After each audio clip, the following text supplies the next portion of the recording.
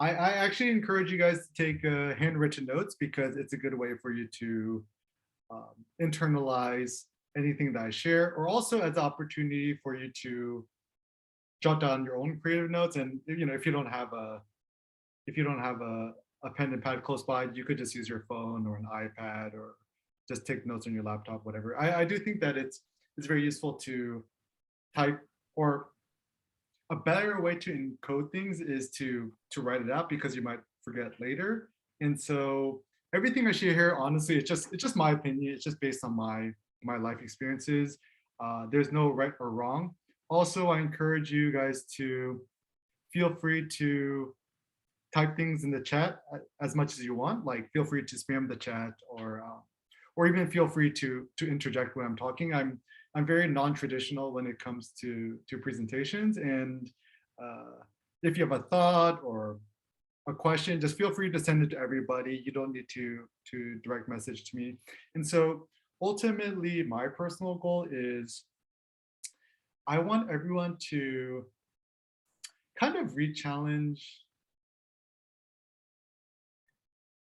what it means to be creative, what it means to be an artist, and hopefully at the end of this, everyone could have a better sense of what their creative vision is. And with these slides, I'll send it to you guys after the presentation. Feel Okay. free, yeah, feel free to share it with your friends, family, anybody. Feel free to post it to your website. It's open source, and one of the things I personally believe in is this notion of open source, in which like, rather than just kind of hoarding things and kind of keeping it to ourselves, the more we could share it with everybody, the better. Yeah, so pro we'll have access to all this after the fact. Um, so let the show begin. Right, so to start off, I just want to share a little bit about my personal creative journey.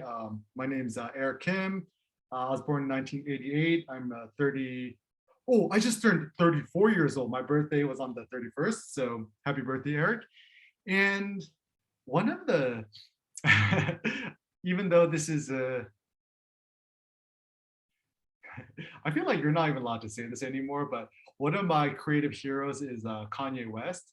And he had a nice quote where he said that every year that I get older, I actually want to become younger. So when I die, I want to be 0 years old.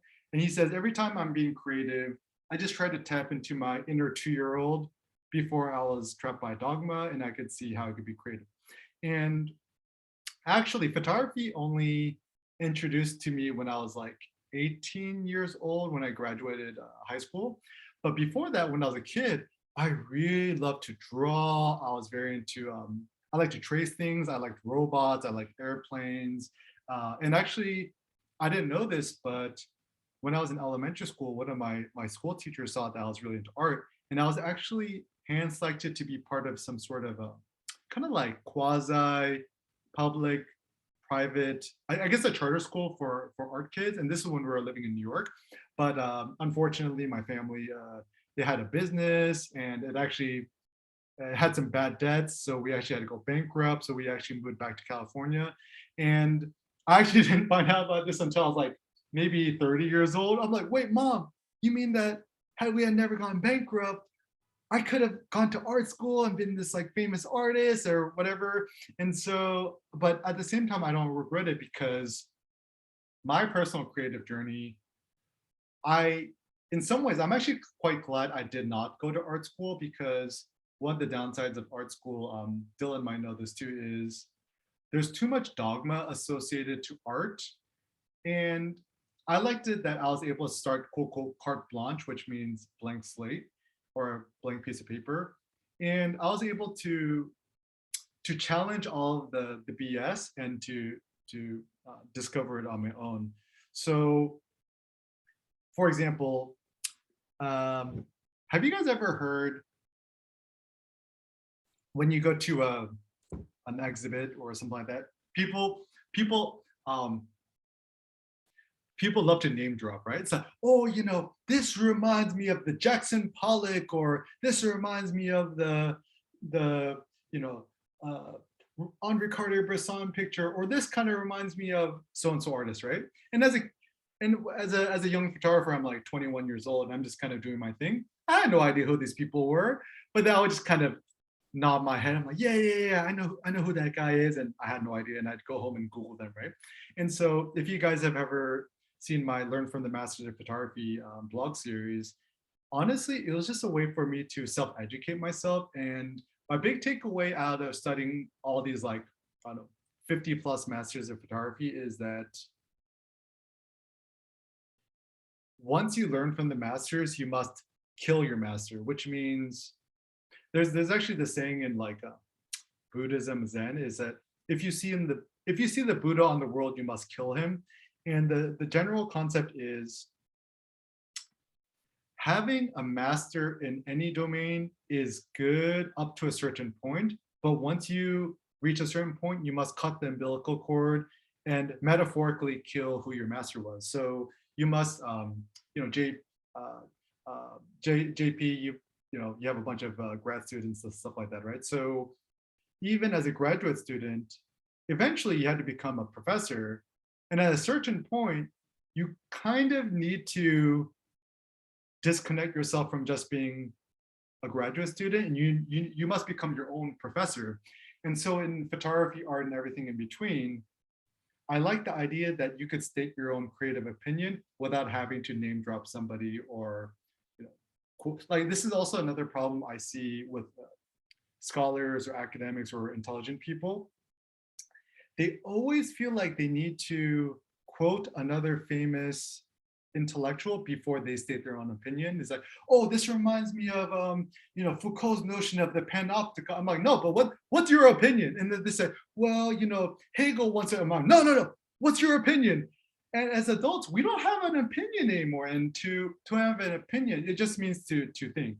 And so I've actually discovered the best type of creative to be is to just be like your 2-year-old self before that you're trapped by all this dogma. So when I was doing some research for this, I was thinking, the what does it mean to have a vision, right? Because one of my creative heroes is Steve Jobs, and after he died, and people talk about him, they say, oh, Steve Jobs was such a visionary. We need a vision. Like you work at a corporation, we need a corporate vision, or stuff like that. So people always asking about your vision, and I thought about breaking it down more literally, where I opened up Wiktionary.org, and I'm like, what does the word vision actually mean? And vision essentially is actually related to the Latin word video, which is funny because nowadays we think about video, we think about moving images, but video, it actually just means to see. And if you go way back to the Proto-Indo-European, which is like the OG original gangster language, to know is to see, and to see is to know. I find this a very fascinating concept because have you guys ever heard that quote from the one judge who's like about pornography? Is like, I know it when I see it. So a lot of knowledge and art and everything, until you've seen it in real life, you don't really understand what it is. Like, for example, one of the funnest things I actually did when I was in Dubai in the Middle East was I rode a camel. And I don't know if any of you guys ever rode a camel before, but they are huge, like really, like they feel like it's like 3 stories high. And so I went on top of it. I was actually kind of scared because I didn't realize a real life camel was so huge. And even baby Seneca, I read him bedtime stories, right?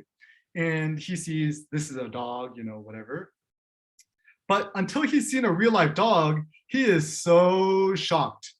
Um, oh, Pearl has an interesting point. Oh, vision is often touched back to get back to your earlier states. I kind of like that. And so as photographers, okay, also this is another thing too. If I'm allowed to be a little bit politically incorrect. Everyone okay with me being politically incorrect? Virtual nodding heads. Be yourself. Okay, be yourself, right? No So judgments. no judgments, right? So photographers have major penis envy of other types of artists. What I mean by that is photographers are very low in self-esteem compared to other artists. So for example, if you think about the hierarchy of art, the currently the apex is like abstract artist, conceptual person, like kind of a Jeff Koons or kind of an Andy Warhol who makes a bunch of money. Is Marilyn? She had issues joining. Is Marilyn there? Maybe not. Can you Yeah, send her a I just link? wanna make sure. Okay, cool. Cindy is my AV person, which is good. Okay, so essentially, wait, what was I saying, guys?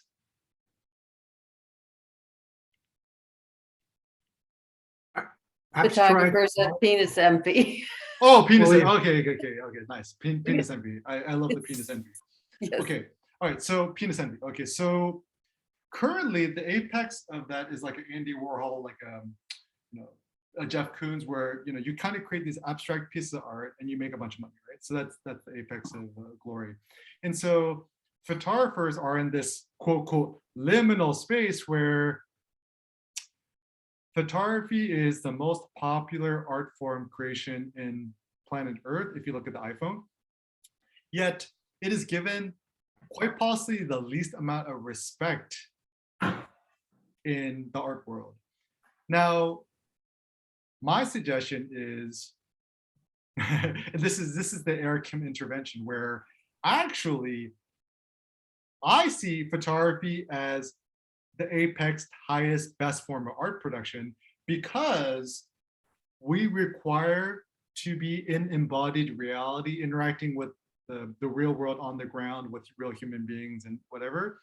And so I see the photographer or the street photographer as kind of part artist, but also part boxer slash ballerina, to borrow a concept from the photographer Joel Meyerowitz, or even Bruce Gilden, because it's one thing to just be stuck in your studio and to paint things in your imagination, which obviously takes a lot of skill, but the courage, the personal courage it takes to be out in the real world and see things for yourself is to me more important, right?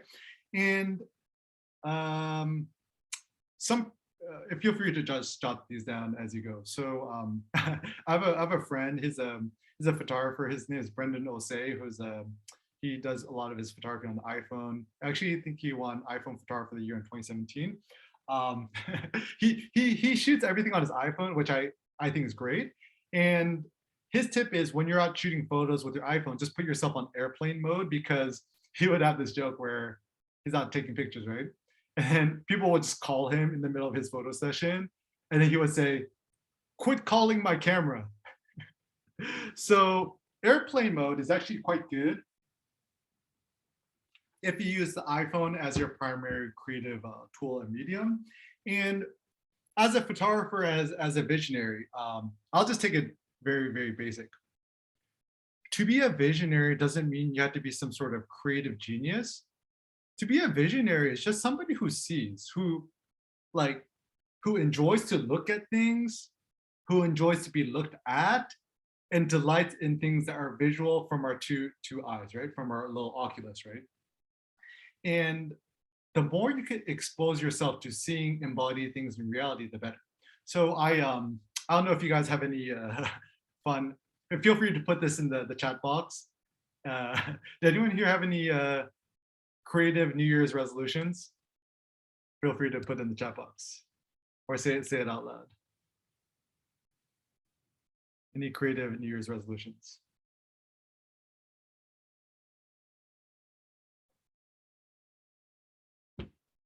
Everyone's like feeling so guilty because they had one, but then they don't do it anymore, right? So my creative, okay, we got somebody in chat. Oh, that's good, JP. Try to go out and shoot once a week. Okay, good. All of the 100 in your newsletter. Oh yeah. Nice one, Catherine. Okay, so actually my challenge was spend more time in post processing. That's good. So I actually had a funny activity idea, which I call the 30,000 step a day photo challenge. And the reason I like this challenge is because it is something that is, how do I say this? I have not hit it yet. Disclaimer. The most I did was probably 25,000 steps. I just found it that it's better to have an insanely high, audacious, unrealistic goal and halfway meet it than to have a mediocre goal or no goal and just not do anything. Catherine says way too much in Miami. Oh, oh, my favorite saying in Sweden: there is no such thing as bad weather, only bad clothes. So if you live in Miami, right, just do what Asian people do is have the umbrella when you're walking around, right? Because actually Southern California is pretty hot too. And so I've actually found myself, the more I go out and I walk, and the more I expose myself to outside weather, the more photo opportunities actually came to me. And so as a as a goal, think to yourself, how can I, besides the iPhone or screens, whatever, right? How can I see more physical objects or terrain in my daily life? A simple thing is like going on a hike, even going to the local Walmart or Costco, or taking a loop around the block or going to the downtown area. To see more things in embodied reality is good to become more of a visionary, right? And so another aside, so I went to the doctor the other day for Sen's 1 year follow up, and our doctor is great, right? But then our doctor is like, he's like too lazy here. He's just kind of too like loosey goosey. He's like, oh yeah, just feed your kid this and that, and I'm just like, no, just tell me what to do. But he's like, oh yeah, just like, and so I like the idea that you actually do have some sort of creative prescriptions, and I like being a little bit more concrete. So I'm just gonna just throw out a bunch of ideas at you guys, and feel free to take what sticks and disregard what doesn't stick. Okay. And once again, this is just my opinion, right? So the first idea I have is be specific. So the notion of being specific is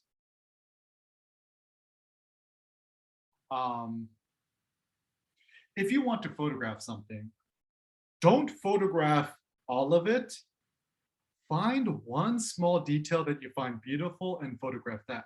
So for example, I think the new iPhone has this too, or you could do this on Ricoh GR3 or 2 or Fuji, whatever. As a fun photo challenge for an entire day, only shoot everything in macro mode. So macro mode, macro literally means to make something larger. So macro mode often has a little flower on it. Macro mode allows your camera to focus closer to something and fill the frame with that one specific detail. And so I've even found that when I'm photographing Seneca, rather than just doing a full body shot of him doing whatever cute thing he's doing, it's actually much more effective to photograph just his hand, just his foot, just his eyeball, just his lips, just his hair. And so I recommend you when you're out, photographing, in order to make more creative photos, get insanely close to one detail and be very specific. So another thing about knowledge or just talking to people too, when people, like a lot of people, when you're talking to them, they're very general about what they say, right? But I actually prefer it when people are a lot more specific about things. So when you're talking about photography and creativity, it's better to hone on to one specific thing than just capture the whole thing, right? So macro photography is your best friend, right? And I've actually found that, once again, this is just me talking about my own personal frustration is, okay, so upfront, I don't know about you guys, I hate living in the suburbs. And actually, contrary to what most people say, I really don't like, okay, I like LA, I like downtown LA, but the rest of it, like Orange County, so forth, I really hate Southern California as a whole. It's to me, it's like, you're in a car all day. I prefer to walk. And for me, it's actually very difficult for me to be creative in the suburbs. But actually, I just had this one thought, and this is where philosophy is good, is eternal return to the. So I had this idea of this, like, I get this also from the philosopher Nietzsche, is, okay, thought experiment. Let us, and especially since COVID jogged this too, right? Let us say, until I die at the age of 120, I was doomed to stay stuck in the suburban house, the suburban neighborhood, and I could never drive anywhere. I can never fly anywhere. And the only places that I could go to are by foot. And so the question is, how can I make my creative existence good and not go crazy, right? And so I just kind of fully lean into this notion where, okay, I'm gonna stop complaining about how much I live in the suburb and just try to make the best out of it. So even walking around the neighborhood, right? Like you see the dandelions here, right? Like I just shoot macro photos and then look at this photo, like it makes me happy. And everyone knows Eric Kim as a famous street photographer. And I actually used to put this mental block on myself where, oh, if it's not street photography, I can't shoot it. And this actually very hurt me creatively. And this is actually what happens to a lot of successful photographers. So for example, let us say we know Martin Parr, this British photographer, as famous for shooting color photos with the flash, right? Unfortunately, tomorrow he can't just go out and start shooting black and white photos because it's not part of his quote brand. Or let's say while Jackson Pollock was still alive, he got famous for doing his abstract ink splattings, right? What if the next day he was just like, I just want to paint a photorealistic painting of somebody. He couldn't go out and do that because he's already famous for doing the other abstract stuff he's doing. So a lot of artists and creative people get stuck. And this is actually taking it back to my best friend Kanye West. Why I love Kanye West is that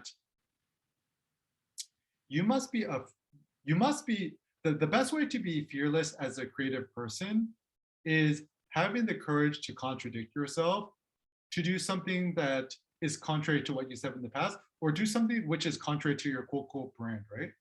And so,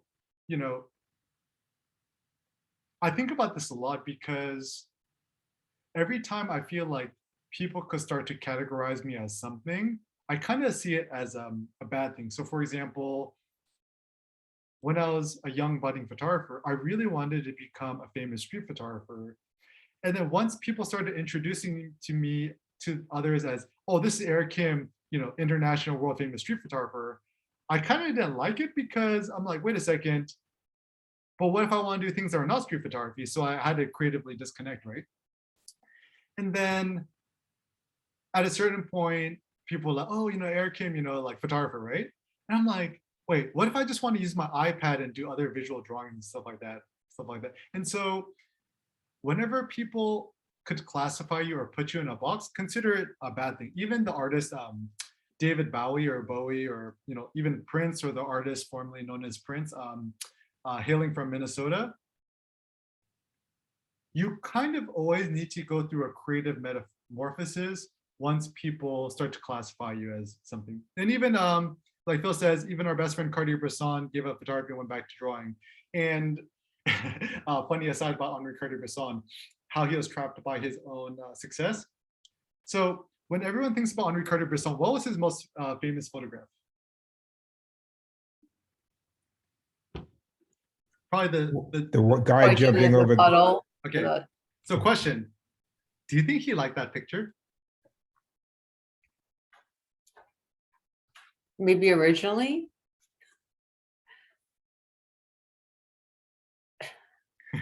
Actually, yeah. So originally, I'm probably sure he loved it, right? Yeah. But actually, at a then- certain point, he hated that photo. Do you guys know why? Sure. What do you think? Because Maybe because it was connected to his work or his person, and Yeah. everybody just saw this jumping puddle picture instead of like the artist and his whole body of work. Yeah. So like what Tommy and Pearl saying, right? Like it's by far his most selling photo. So he made a bunch of money off it, right? But then he's like, damn it, like all these people always obsessed about my puddle photo. I have all these other great photos which are way better, but nobody talks about it. So once again, no successful artist is ever happy, right? um, and I do think that also there's a lot of biases we have to disconnect ourselves with. So one bias is a lot of us, we're still stuck in this snobby Parisian notion of publishing in a gallery, being exhibited, putting out a photo book, blah, blah, right? So I say, what if you could never publish a hardcover book or publish a book physically? Why not just do it digitally? I actually think that PDF is the future. So I'm personally a big fan of publishing PDF ebooks or photo books, PDF, whatever, because PDFs are easily storable. They're very flexible. They're open. You could send it to your iPhone, your iPad, your laptop. And I'm also starting to think that in terms of photography and art and creativity and whatever, you don't need to make money off of it. If anything, I think like it's not bad to make money off your art, but also if you never make money off your art, that's totally fine too. People in modern society think that it is only legitimate to do what you do if you make money from it. So for example, whenever I tell people that I do, like for example, I have a funny joke. Next time somebody asks you, what do you do? I mean, this is another thing I learned about life. Never give people a straight answer, right? So if somebody asks, okay, so someone's like, hey, Carol, what do you do for a living, right? Don't be like, I'm an accountant or I'm a consultant or I'm a doctor, right? Say, I'm a visual artist. And then people are like, wait, what? But and then the question always in the back of the head, nobody wants to admit is, do they make money off of it? Right? And then the second question they think is, how much money do they make from it? And then the third question is, are they famous? And the fourth question is, how famous are they? Right? So, um, or you could also do something funny. Next time you go to a fancy party, just tell people you're an Uber driver and see their reaction to you. Okay? So, have fun just kind of playing with people and publishing. I have another friend. His name is Jerome Helmy from. He's actually from northern Europe, and his best introduction is hello, my name is Jeroen. I'm a photographer, and I have a side gig in mergers and acquisitions. So don't let your job actually define you. Okay. So another notion that I like is this kind of related to the point. There's two ways to say this: either God is in the detail or devil's in the details. So I don't like to admit it, but I'm actually a very snobby person. I like to think that I'm like this like egalitarian, like open-minded person. But when it comes to very specific things, I'm very snobby. So, for example, I I'm super discerning about small details. So, do you guys want to know why I don't like a lot of the new Tesla cars? Very specific. I don't know if any of you guys are into cars or whatever. A lot of modern day cars, they put this ugly black plastic trim around the edges of the car, which is supposed to give it the illusion that it's taller than it actually is, or it's bigger, or to protect it from rock and debris, whatever. But actually, for me, plastic is such an ugly thing in terms of a car. And actually, it fades quickly too. And so, for me, creatively, if you obsess about the details, the rest of it will take care of itself. So even you know, uh, one of the things that I've done was being a photographer for a long time, I'm like, oh, I always want the perfect camera strap or whatever it is. And nothing ever else satisfied me. And so I've discovered the best thing to do was to just make it yourself. And so whenever I'm creating or designing a product, first of all, I just use it like myself. Like I have the Ricoh GR3 with the Air Cam wrist strap Mark II. Like the smallest details I create, I want to make sure it's beautiful. And because if you beautify the small details, the rest of it will take care of it yourself. And so even when you're painting, my sister, she actually went to art school, right? She would spend hours just, you know, on the edges and the dots. And it seems like a waste of time, but actually it isn't, because the best is if, let's say you have a painting, right? Or even a photograph. People look at it from far away and it impresses them. And then when they get very close, they see small details which are even more beautiful. Even the, you know, that one, the painting, the Venus, she's on the clamshell. You guys know that painting, right? I actually saw the real painting when I was in Italy, and I got really close, and I'm like, yo, Venus has really nice clipped toenails. Like the attention the painter put to her toenails was so fascinating to me. And I started thinking, I'm like, wait, back then, did they actually have toenail clippers? It was kind of a funny thought. So if we think in terms of art, right? Yeah, our best friend Botticelli, right? So like think about the small details. Even when you're trying to be a fashionable person, I find that the people who are the best fashionistas, they have the one accent mark, or I call it the cherry on top, which completes the outfit. So like a pinky ring, or like a velvet belt, or whatever it may be, right? Another concept creatively I've discovered, and this is why I've been photographing Seneca, like, it's kind of like dog photography. They're kind of running around, and it's impossible to get a straight photo. I used to be so into like, oh, it must be sharp, in focus, and not blurry, right? But I'm starting to think, maybe it's more important that artistically and creatively we capture the moment rather than getting super sharp focus and getting it clear, whatever. And so even something I do recommend you could even try experimenting with is either what you could do is two ways you could do this photography wise. You could set your camera to manual focus mode and pre-focus it to like 0.7 meters or whatever. And you could just make all the photos intentionally at that distance. And if it's out of focus, it actually becomes intentionally artistic. Or just shoot autofocus. And the second you see something, like be like a wild, wild west gunslinger, just immediately take out your camera and take a photo of it. And it doesn't matter if it's in focus or out of focus or blurry or not. Capturing the moment is a thousand times more important than getting in focus. And this is actually the hidden benefit I've discovered. Ironically, sometimes when I photograph something that's out of focus or blurry or whatever, it actually ends up looking more artistic. And so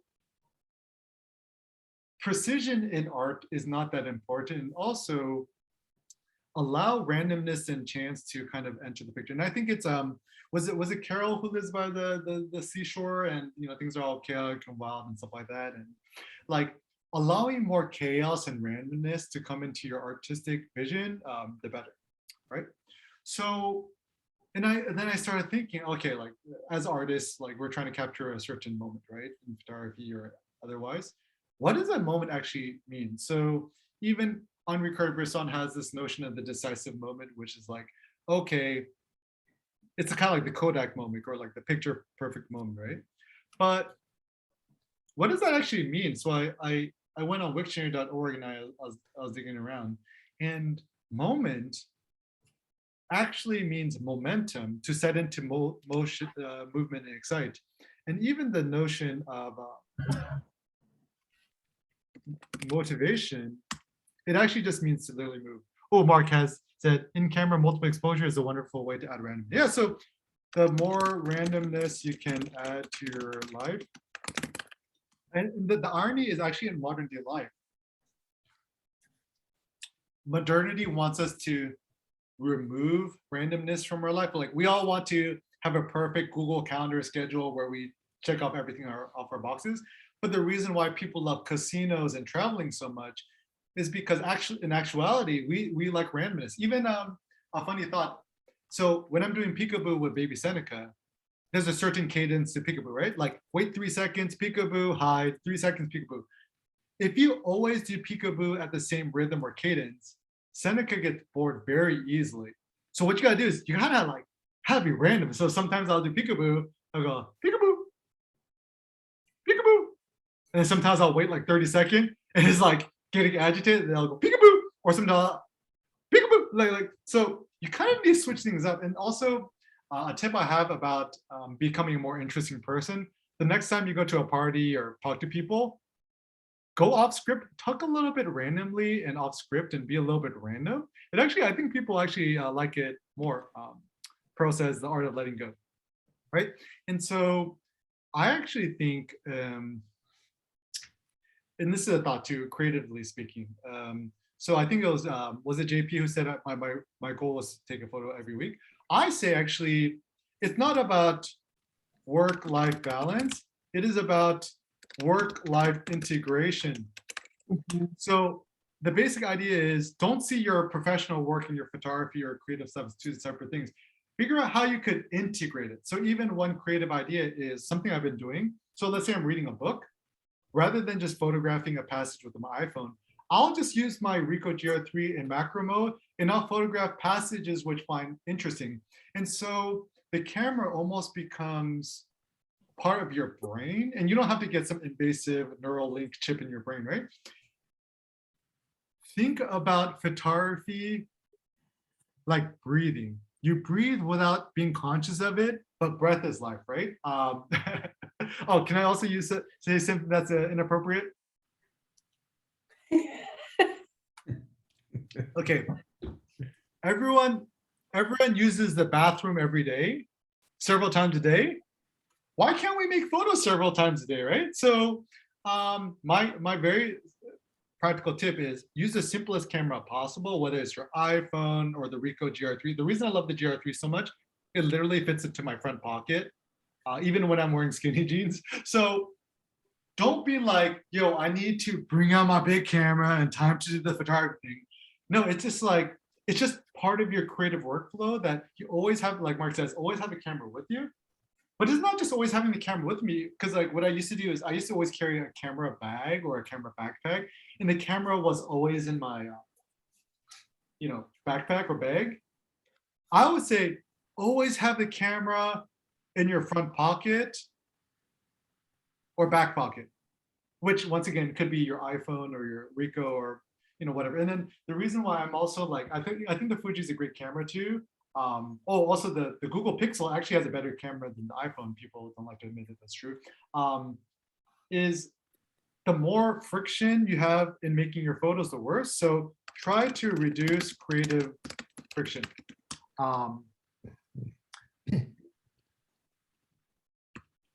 And also, I do think that creativity it's all about momentum, right? So this is actually what I find.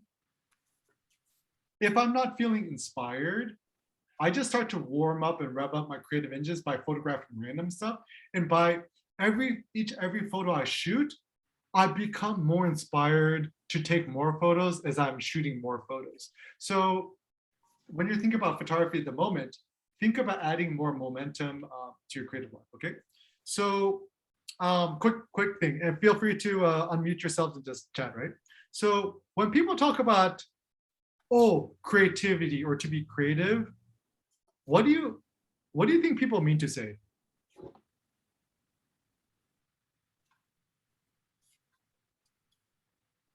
Or how would you define creativity?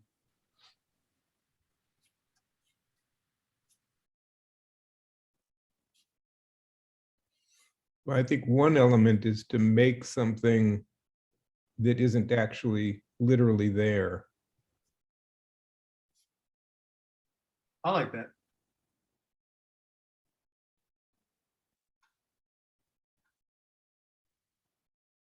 I like the notion is making something, right? Mhm. It's funny because, okay, do you ever have it like you're a bunch of people? It's like, okay, we all have to be more creative, guys. That's not creative enough. Carol says, ooh, expose singing one's inner self. I like that. So I think when people say creative, they mean to say artistic, ingenuity, which has never been done before. I think that's what people mean to say when they say creative, right? But I think a better definition of creativity is a propensity to create, which means you just like to make stuff. So Cindy says it well. She's like, I just like to make stuff. It's cool, right? And I was also looking into the word create. the word create actually means to grow, to become bigger, to nourish. And so also think to yourself, what nourishes me creatively? It could be anything, right? So let me just ask you guys, feel free to put in the chat box or say out loud. What nourishes you guys creatively?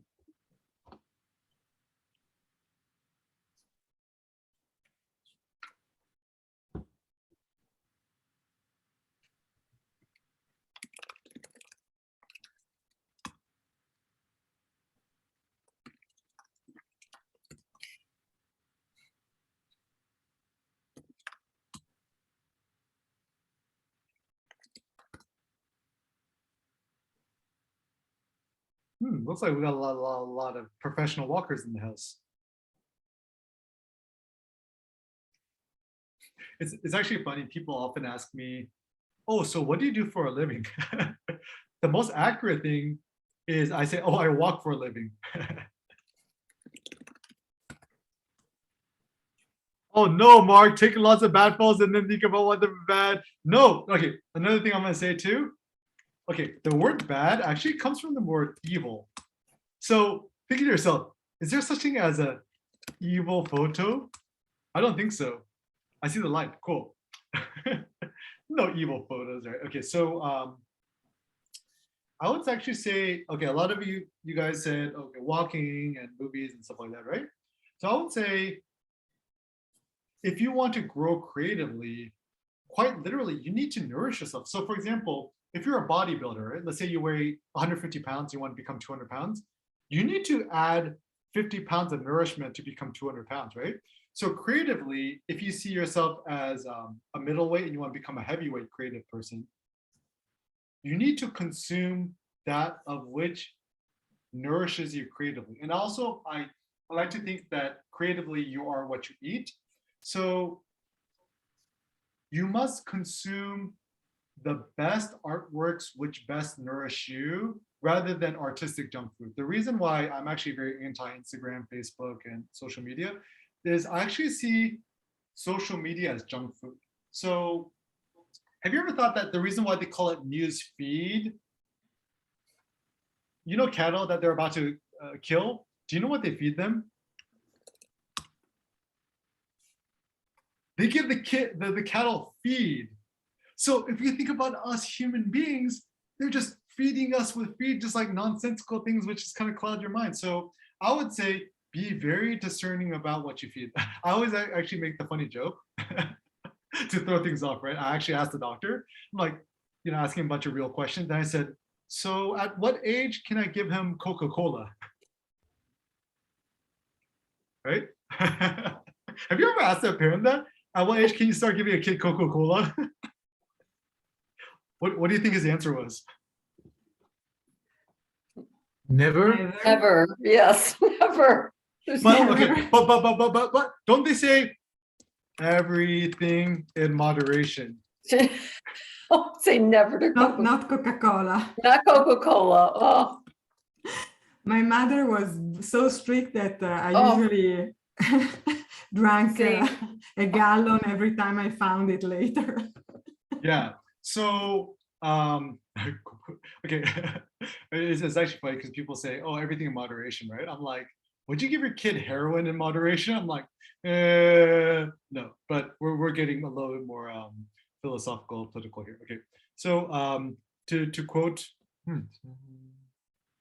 well, that's good. Dave said, "Can we create a term? You know, my camera squad and take pictures with digital. You don't run film." Yeah, actually, it's actually a good way to allow more randomness is turn off your viewfinder or close the LCD screen. Because like,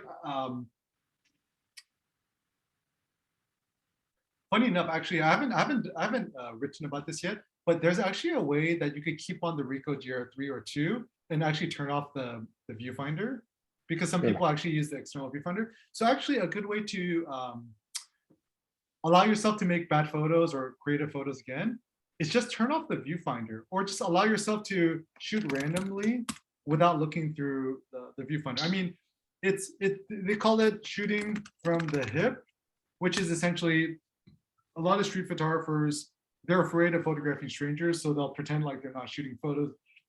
They'll sneakily shoot photos from their hip. I personally don't like that because that ends up being a creative crutch because you become more people shy. But if you shoot from the hip or you shoot randomly, not because you're afraid of people, but because you want to allow more randomness, it's actually a good one. Okay. So a thought too is, okay, so imagine you had a kid and you're raising your kid, right? And your kid loves photography or art, right? Just think to yourself, how would I teach my own kid photography and creativity? And then that philosophy you have in your mind, apply it to yourself. Treat yourself like your own baby self, if that makes sense. So, so let's say one day baby Seneca wants to draw, right? I'm not going to be like, yo, you got to draw inside the lines, you're doing it wrong. I would never tell my son that, right?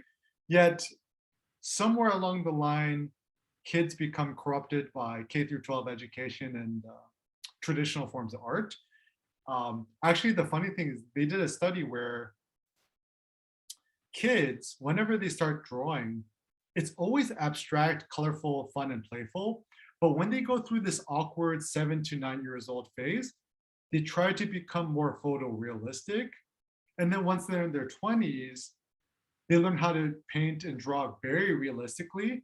But by the time that they're in their 80s and 90s, they go back to the primal state, which is the abstract stuff. So even if you look at Matisse, right? The guy actually knew how to paint, right? Even Pollock, right? Even was it Mondrian, Piot Mondrian? All these guys knew how to paint like photorealistic, but towards the end of their lives, they all went back to the abstract, like how they created artwork when they're kids. Very interesting, right? And so my thought is the best way to study artists is look at the end of their life and work your way backwards. Because typically when you're like, you know, and let's say you're an artist and you're like 90 years old, right? The artwork you create before you're about to die is probably the most pure distilled vision of what you truly believe in creativity and artwork. And therefore, by studying the artworks of people in their later stages is actually very good. And even studying the philosophies and thoughts of people toward their advanced years is good because they know that there's no more time to muck around and they'll do what they really care for. Because there's hope we sit to hope springs eternal, right? And even Andre Cortez, right? One photographer I like. His photographing is 92 years old, right? And he's still like, what's the best photo you have shot? And he's like, I haven't shot it yet. And I'm like, that's so cliche, but so beautiful. Yeah, so once again, put yourself into the shoes of your own 2-year-old self. And to quote Kanye West, right? A genius is just a kid with good parents. I kind of like that. So I talked about creative reformatting. There's other kind of more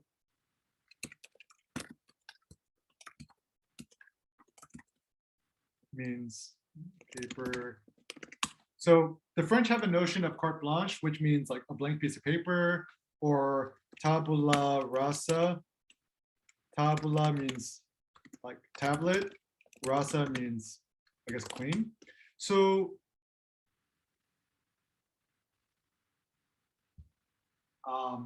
a very practical thing is whenever it's a brand new year, I actually create a brand new folder. So can everyone see my screen? All right, cool. So I just reformatted my laptop the other day, right? So storage is pretty clean, just reformatted, right? And what I actually do in my my Dropbox is every time it's a new year, I just create a brand new folder and populate it with all of my new photos, right? And so,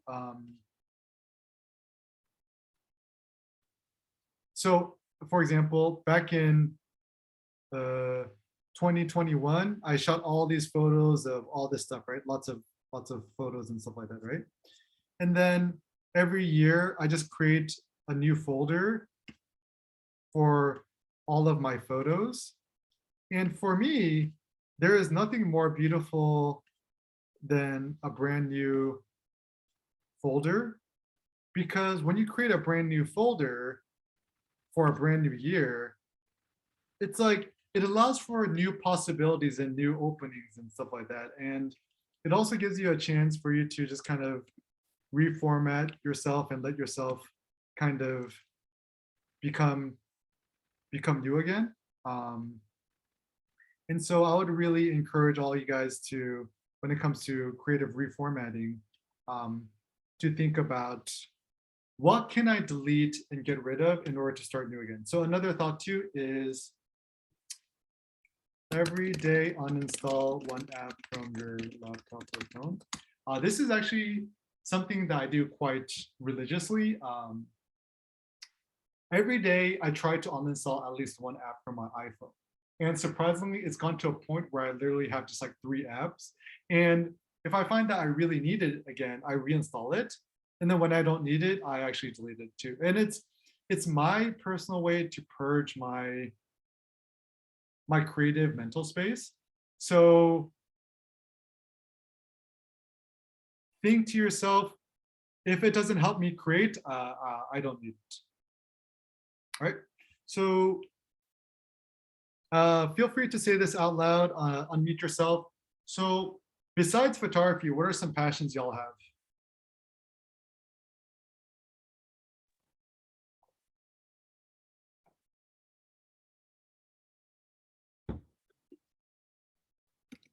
Travel.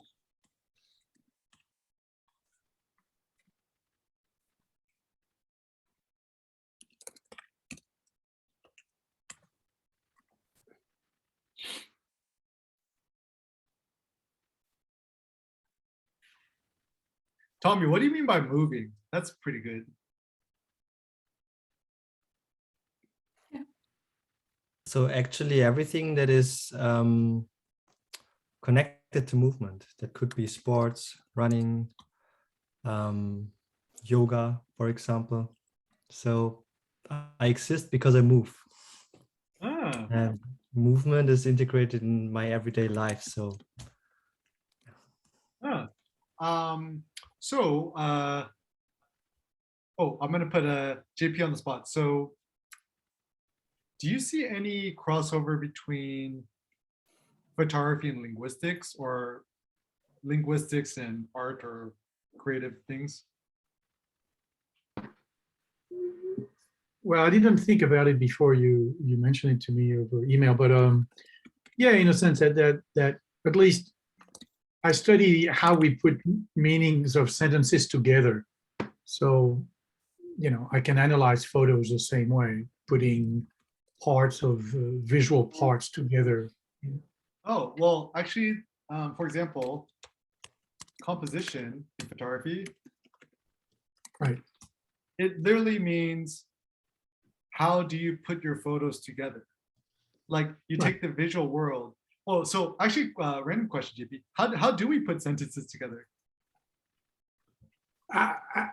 I think we'll be here for a long time if we do that. Well, what's your pithy one sentence answer to that? There is not one way, because actually I look at different languages and how they might be doing things a little bit differently. So I've been working a lot on Native American languages with a colleague who is a specialist, and they do things quite differently. Huh. But isn't there just one right answer? I'm a scientist. There is never one right answer. Wait, I thought science is all about one right thing. Oh, that's what we say, but The no, term- I mean, and I mean, it's so there are ways of putting things together which is kind of similar across languages, but there are really a lot of differences across languages. So when we think about photography, art, and creativity, is there one right way to do it or one ultimate way to do it? I hope not. If that was the case, what would happen? Sorry, I couldn't hear. If there was only one right way to do it, what would happen to the world? It would be boring. It would be boring. That's why I became a linguist rather than a philosopher. I wanted to be able to discover new things every day when I go to work. So Oh, that's pretty good. Well, let me ask you guys also another question.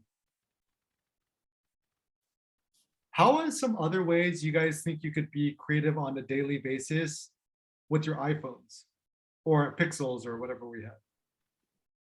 Everyone feel free to talk. I have a project where I'm using the iPhone Pano and I'm trying to break the rules and move it around as much as possible without it stopping to, stopping the Pano. Also breaking the rules. Yes. What else? What are some other ways that people could be creative with iPhone photography?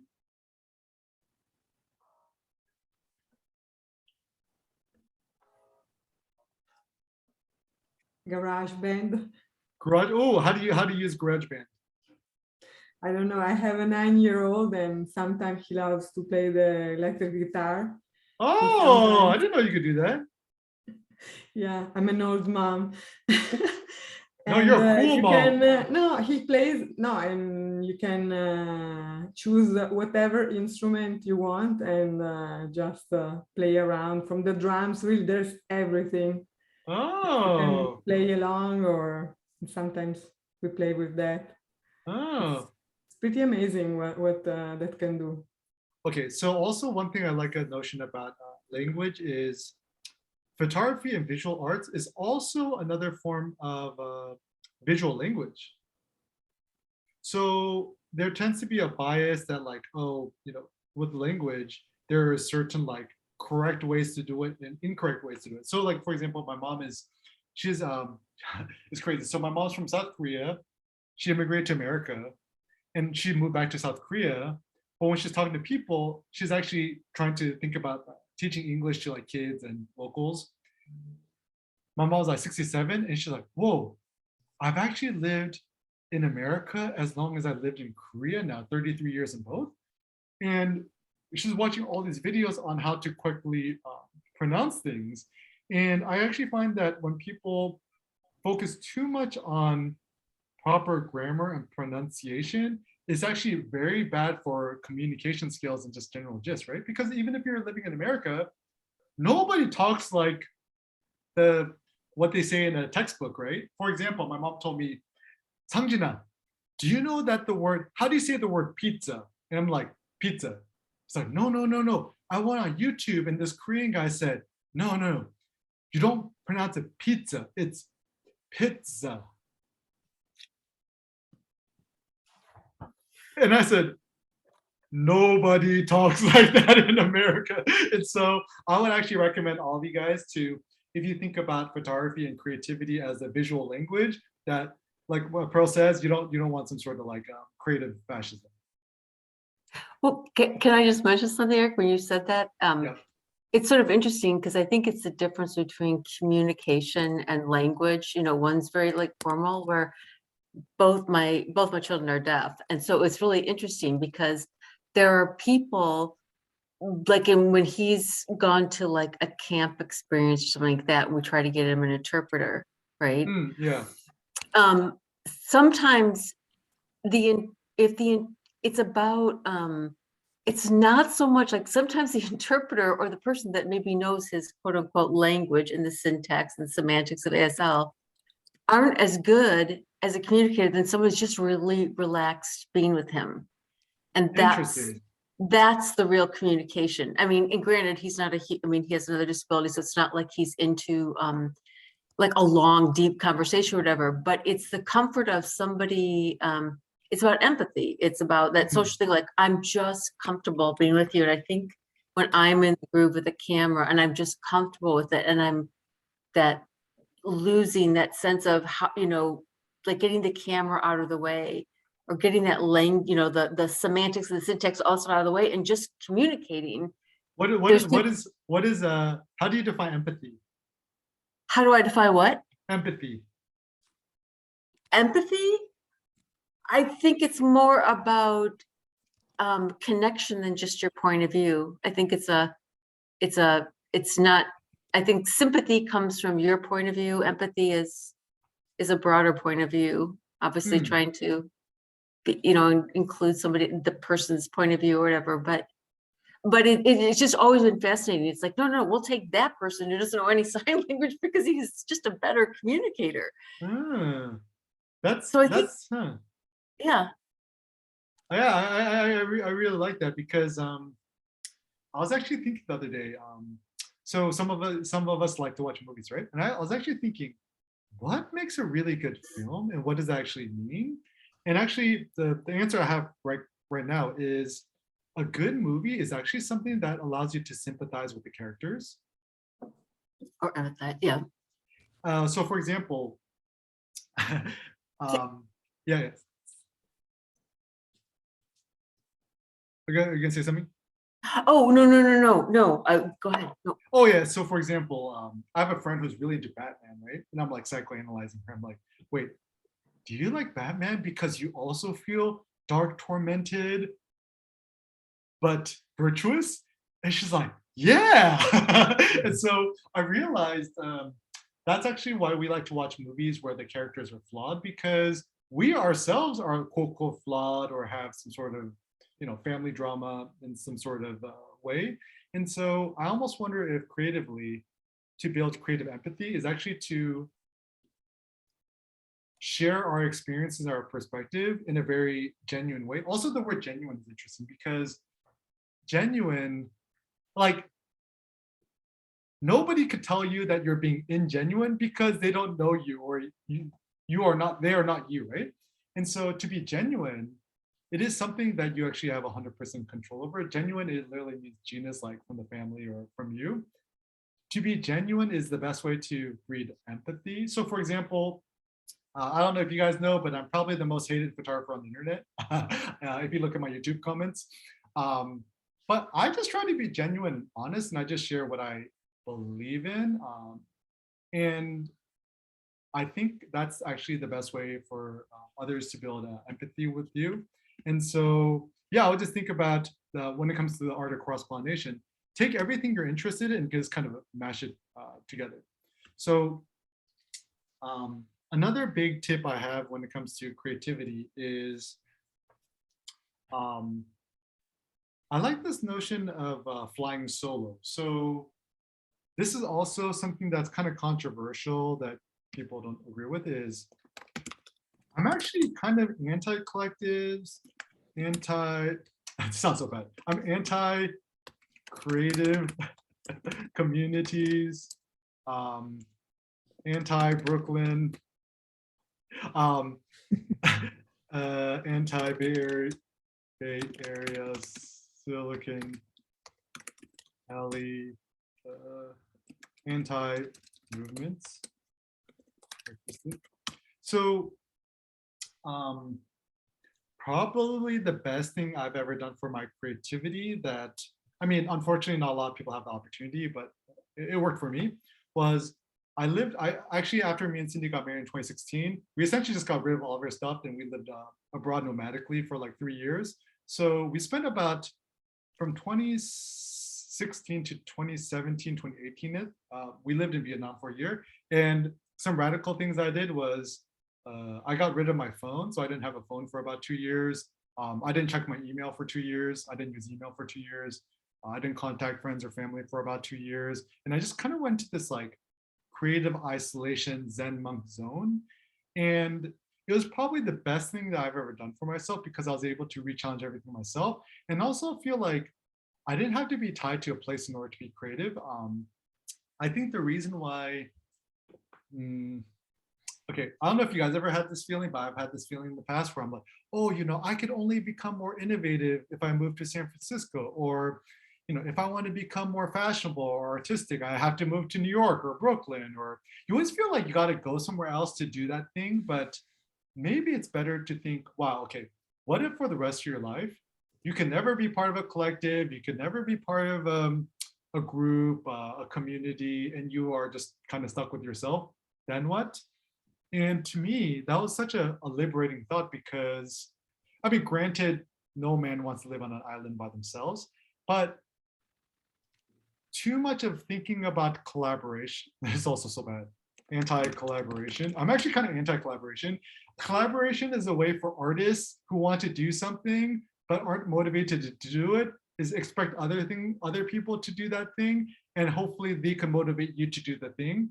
But a lot of things like collaboration and stuff like that, like you're always kind of waiting on somebody else to do it. And I think that's just adding another component or another piece, point of friction to something. Like, have you ever had it where you need a colleague to do something for you, and rather than emailing them to do it for you, you're like, maybe it's just easier I do it myself.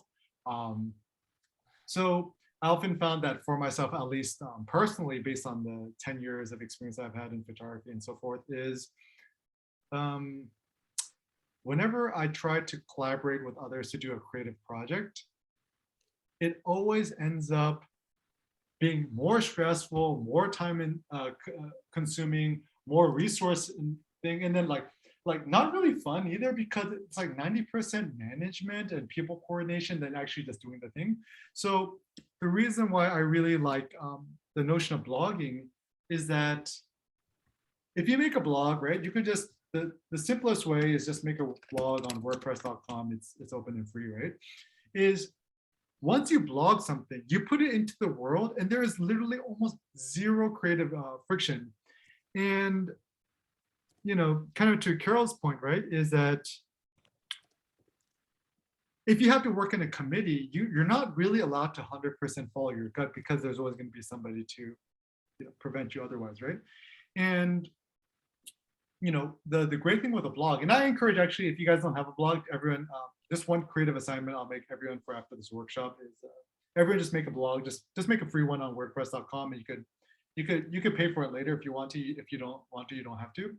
And I find that if you don't publish it, it doesn't exist. You know, the saying, like, if a tree falls in a forest and no one's there to witness it, is the tree fall? It's just funny because I have a friend, his name's Don. He has like this really cool Porsche 911 GT3. And we're just driving around downtown LA. It's like bright yellow, super cool car. It's like very loud. And I was like thinking, if you have a cool car, but nobody witnesses you driving the cool car, is it still a cool car? And do you know what my answer was? I don't think so. Like if I'm the guy in Miami driving around with a Lamborghini with the top down, but no one's there to witness me in the Lamborghini, it kind of doesn't have a personal significance to me. And so I've actually found that even with art and photos and blogs and stuff like that, I would actually say people are a little bit too restrictive in terms of what they publish. I actually say the more you publish, the better. Like, for example, over the last 10 years, I've published over 15,000 blog posts, and I still feel like I'm still learning, which is actually quite a happy thought. Even Henri Cartier-Bresson had a quote like, your first 100,000 photos are your worst. My thought is your first billion photos are your worst. So like, especially since we have digital and we have iPhones now, right? So just think to yourself that every time you want to share something, an idea, thoughts, just blog about it. And the more you do it, the more you kind of enjoy yourself, okay? So to Mark's point, so Mark said he shoots a lot of photos, but he thinks they're all bad photos, and he's trying to figure out how to like not as many bad photos. Like, what do you mean by that, Mark? No, I mean that when I'm creatively stuck, rather than is just like go out, take photos. We can call them mediocre if you don't, or boring. Okay. And kind of let go of doing something specific and really good, taking back the photos and spending time looking at them and thinking about them, and like, how could I turn this into an interesting photo? And there's an awful lot of photographers who just go out and take photos of mundane things, and they're just fantastic photos. Hmm. Like I follow one photographer who just like takes photos of dead animals on the street in London Hmm. and washing machines in London. And it's just great. How about dead animals inside washing machines? That might That actually might make it to the MoMA, to the Museum of Modern Art. Okay, so okay, this is also another thought I have for us creative people, and also for the I do like the idea that rather than calling yourself just a photographer, it's better to call yourself a visual artist. The reason why is that um, on one hand, it's a little bit abstract. So people like nobody wants to sound stupid. So they're like, oh, what are you? What are you? What do you do? It's like, I'm a visual artist. And they'll nod their heads because they don't want to look stupid, right? But nobody actually knows what it is. Because if you say I'm a photographer, the first question they ask is like, oh, like, do you do wedding photography or do you make photo? Like, it's just not worth the conversation, right? So to me, all art is good art. Anything you create is good. I mean, this is like the radical form, but I think all art is good. And everyone is so afraid of making some. Okay, this is. Am I allowed to rant a little bit? you can't help yourself. Okay, I'm gonna rant a little bit. Okay. The worst thing about things is when you, as a creative person, do something, and then somebody's response is like, "Oh, but it's not very good," or "It's bad." But then they're critiquing you on something they themselves don't know how to do. So, for example, I love music and I really love hip hop and I like instrumentals. And I would do this thing where I would make iMovie slideshows of my photos. I'd find my favorite like Jay-Z song and I put it on. And I kept getting these stupid like copyright infringement notes on YouTube. I'm like, God damn it, this is so annoying. What am I gonna do? But, oh, maybe I should just make my own beats or instrumentals on GarageBand on my laptop so I don't get the stupid, anti-copyright note, right? And so I started doing that, and I started sharing some of my music with people, and they're like, "Oh yeah, but that's like, it's not very good," or "That's just a loop. That's kind of cheating." And I'm like, "Wait, have you even ever made music yourself?" And they haven't.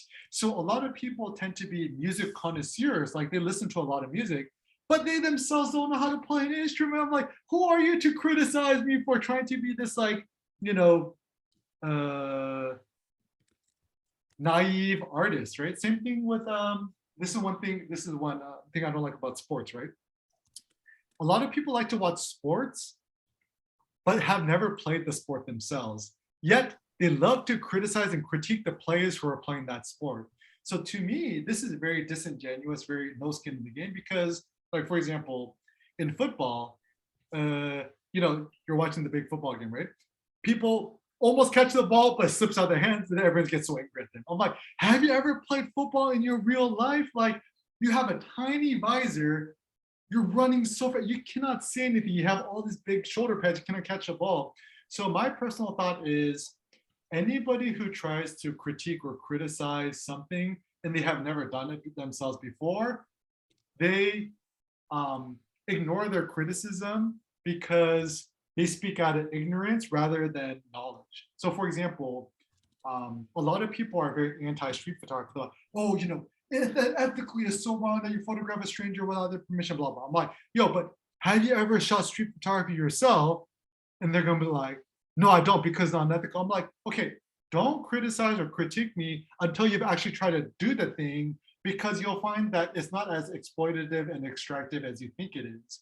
So my suggestion is, whenever people criticize or critique, don't think that it's good or bad or whatever. It's because there's no such thing as bad art. I mean, if we didn't know Jackson Pollock or any of these fancy artists without their fame and fortune, right? And you just showed it to somebody, nobody would think it's good, right? Like, you show somebody an abstract Jean-Michel Basquiat with all this like graffiti stuff, right? Ain't nobody gonna think that's worth like $100 million. It's just the pretentious art world who tries to, wash drug money and inflate the price of these art pieces, right? So, so Carol, you wanna hear some funny dirt about photography judges?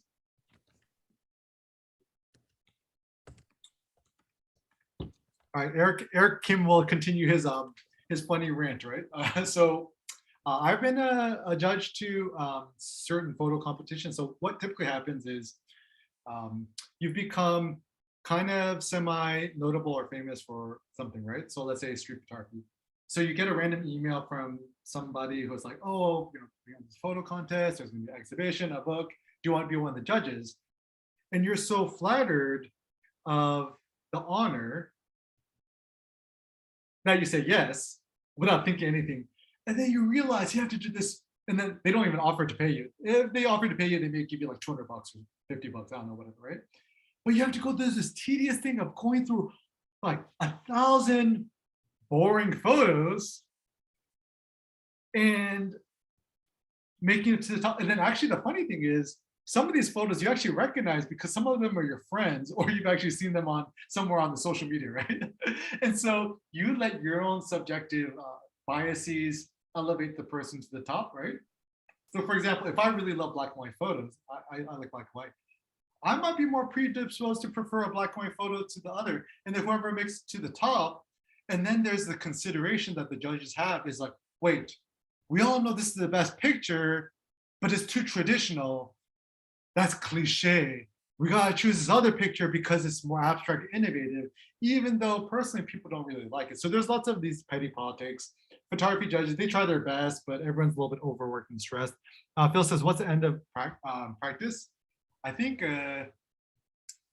practice, I actually researched practice to create. I would say the end of practice is the joy of creation, I think. Like, so for example, I would say the end game of practice or creativity or whatever is to create birth, to procreate, to give birth to new visual life, whether it be digital, photos, artistic, whatever. And I think if that artwork or whatever thing you create could inspire or touch at least one human being on planet Earth, which is highly likely, then you've kind of done your job. The journey, okay? So,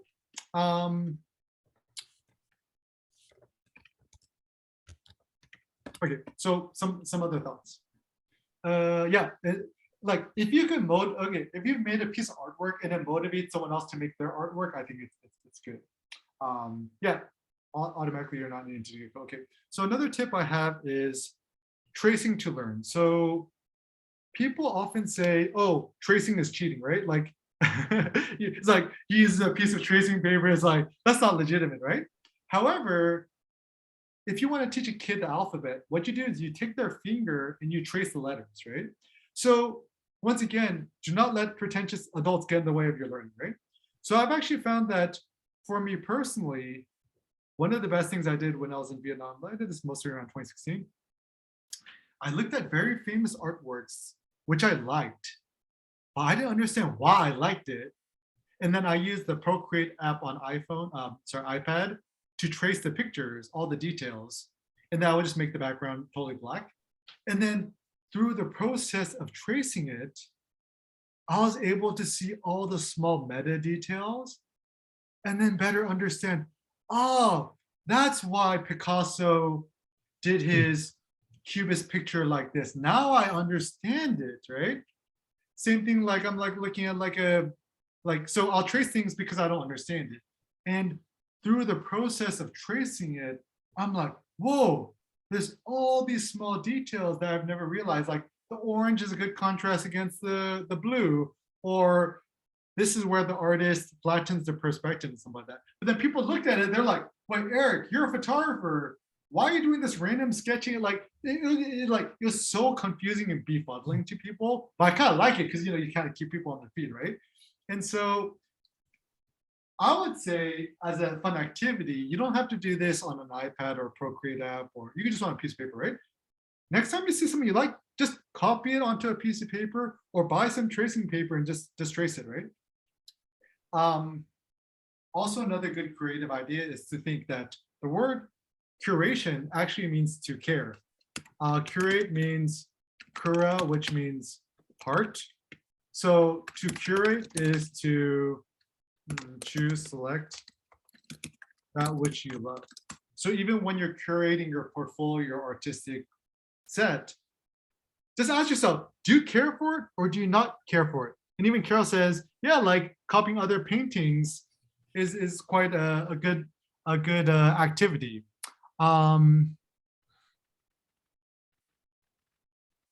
Also nowadays, okay, I don't know if you guys remember this, but when you guys were growing up, was there like a notion like role models and who's your heroes? So feel free to say that out loud or put in the chat boxes. Who is your hero? Whether artistic or human or fictional, like who's your guys' heroes? Feel free to put in the chat box.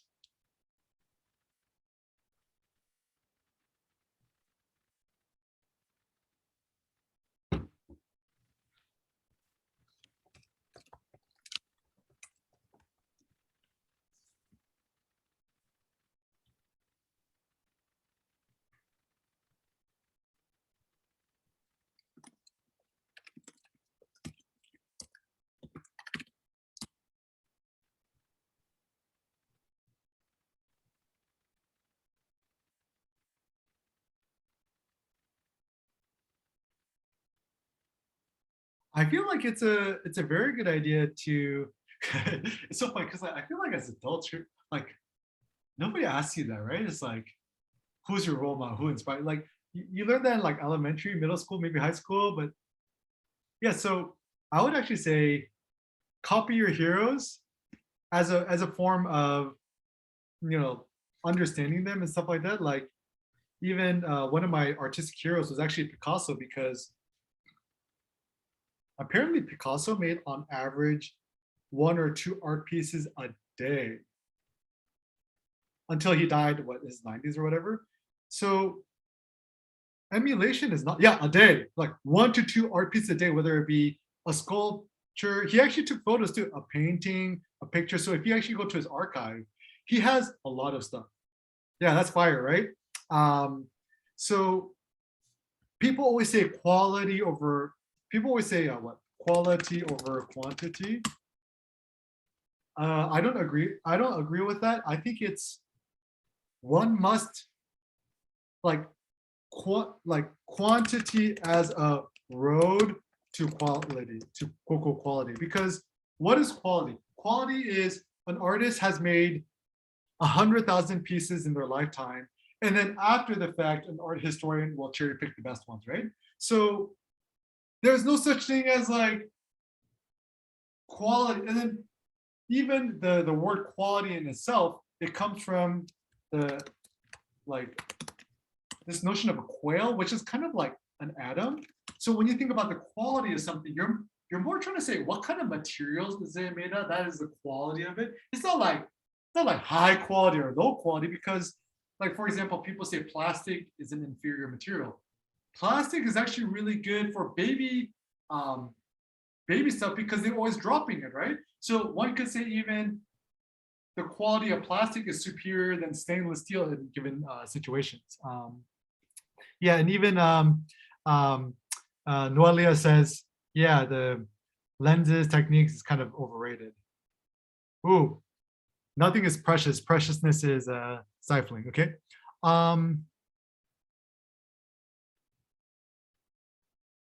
Ooh, so us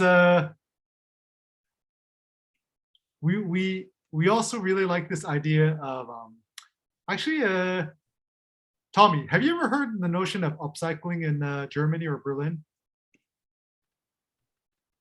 Yes, actually a lot. So for example, not exactly for arts, but for used products, clothing, maybe furniture and stuff. All right, so Tommy, Just make use of old stuff again and how make do it you, better actually, or ooh, yeah. so I thought, how can you apply the notion of upcycling to creativity?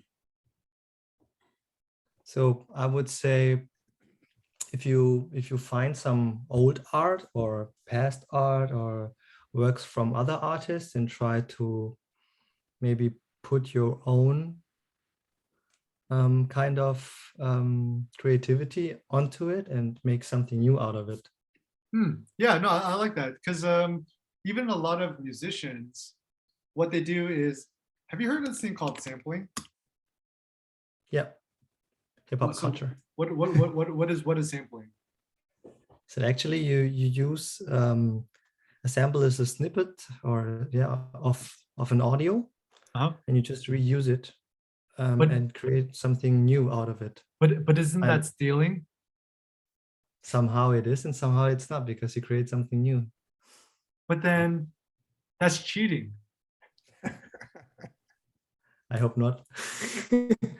Because if you listen to the top music or pop music today, all the EDM tracks, they use all the music from the past 25 years, which went out of copyrights, maybe, I guess, and resample all the melodies of it. like Lambada. Tommy, that's not original.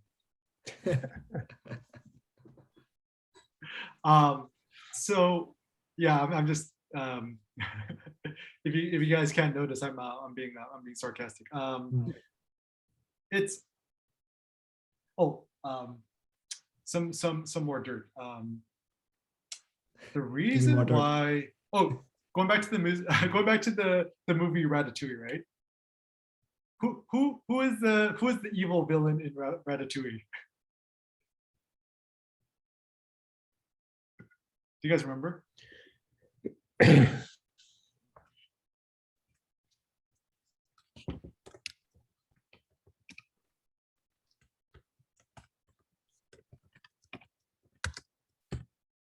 Who's the guy with the big nose?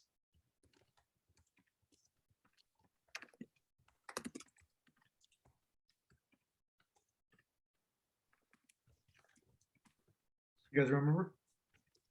Is it one of the chefs? It's actually the critic. Oh, So what do food critics do for a living?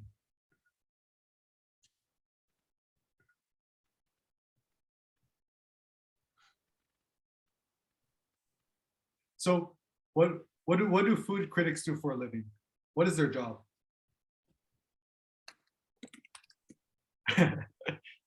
Eat and judge food. Okay, thought. If a food critic doesn't know how to cook, I think it's they want to create some kind of aesthetic inform as what is the taste. If I would compare it to fashion, like designers, Yeah. they try to build up a movement or a Hmm. style which is popular, Yeah. and food critics try to be on the top end or be very forward or avant-garde in case of that's the next thing in food, and want to shape the industry to go maybe that way, or maybe find new space. yeah, definitely. The movie Ratatouille, the critic actually, this is what happens when you discover afterwards. Like the food critic is so mean, he's giving everyone 1-star reviews, and then the chefs who get 1-star reviews end up jumping off cliffs and stuff like that. There's actually a story where even in real life, a Michelin star chef said, "Oh, if I get one more negative review, I'm going to jump off a bridge." And he actually, his Michelin star rating went from 3 stars to 2 stars. He actually ended up jumping off a bridge. And so in the movie Ratatouille, what happens is the food critic is actually, he comes off as such a mean, snobby guy, right? But in actuality, when he was a kid, he wanted to become a world famous chef, but his parents don't let him, or he tried and he failed or whatever. So the rest of his life, in order to get some sort of revenge against reality, the way he feels better about himself is critiquing and putting down the cooking of other people. And so unfortunately, this is also why I discovered a lot of photography critics either don't make photos, which is weird, or once upon a time, they try to become a successful photographer because it's their passion, but for some reason or not, they failed, or they didn't become famous or successful, whatever. And then once you make it to the top as a critic, they expand their ego by putting down the ego of other people. So it's really bad, because I like to think that we can all thrive together. And so all these notions of snobbery, like, oh, that's cheating, that's not original. That's the way of critics using their accumulated knowledge to make themselves feel superior to you by making you look or feel stupid by your lack of knowledge. The notion of creative upcycling is a good one, in which everybody learns from somewhere, right? Like Seneca, I cannot put Seneca in a desert island and be like, hey, teach yourself English, right? Everyone has to learn from somebody. Everyone needs a teacher. And so creatively speaking, I recommend you to take that which you've learned or been inspired by and just add a little bit to it. There's this guy named Virgil Abloh. He's a fashion designer who died recently, very sad. But he said, just try to make it 3% different. And that's good. So creative innovation means, of course, you change it, you add to it, you upcycle it, you make it better than it was before. But like, it doesn't need to be like 1,000 times different, right? Like even honestly, when it comes to the iPhone, right? Each new iPhone is probably not 3% different. But if you look at the original iPhone 4 and the iPhone Pro today, the iPhone Pro is like 1,000,000,000 times better, right? Or even the same thing, once upon a time, Toyota was seen as a very unreliable Japanese car. Even Japanese stuff back in the early 20s in America was seen as inferior. Like nowadays, us as Americans, we see it made in China, we think it's inferior. People used to see made in Japan as being inferior quality. But then through the Japanese, they call it Kaizen. Okay, Dave needs to go. All right, we'll send the more stuff to you soon. See you later, Dave. Okay, so the notion of Kaizen in creativity is every small iteration, just make it 3% better than it was in the past. And after like 100 years, it's gonna be much better. And I think this is how societies progress. Like no child grows more than 3% in a given day, right?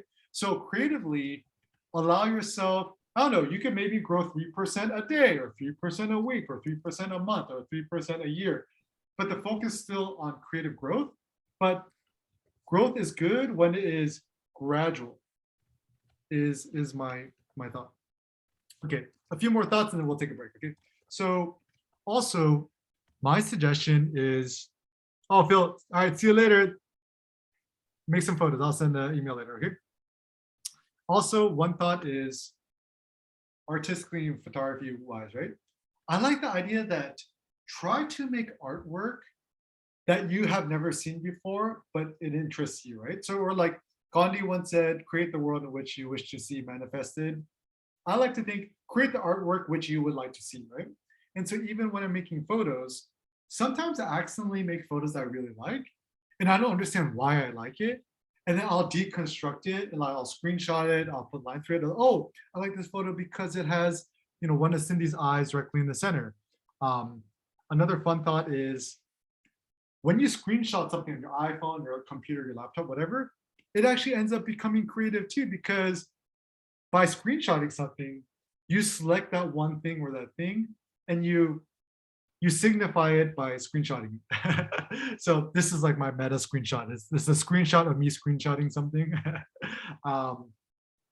When in doubt, just take a loop around the block. Leaving your iPhone at home. Also, another fun creative thought I had was, if your iPhone is your primary camera or creative tool, I say use the iPhone as much as possible.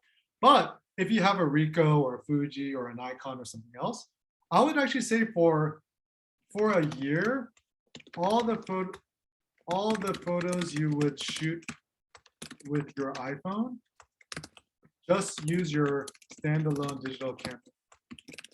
So for example, even with my Ricoh, I've been photographing my receipts, I've been photographing my parking spot, I've been photographing my food. And I find this to be a much more satisfying thing. So ultimately, with your creative vision, my big suggestion is to think about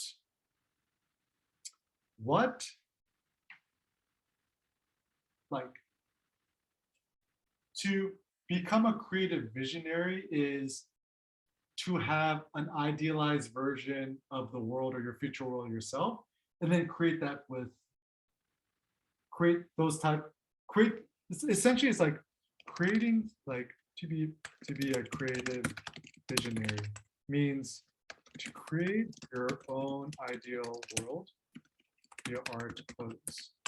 So, because when you have a vision, it's usually like you're kind of looking at it into the distance. It's something in the future, and it's big and it's grand, and it's greater than the present moment. And and in order to achieve the vision, you got to create things in order to achieve the vision. So actually, the apex is the vision. Creativity is a road or a path to achieving that creative vision.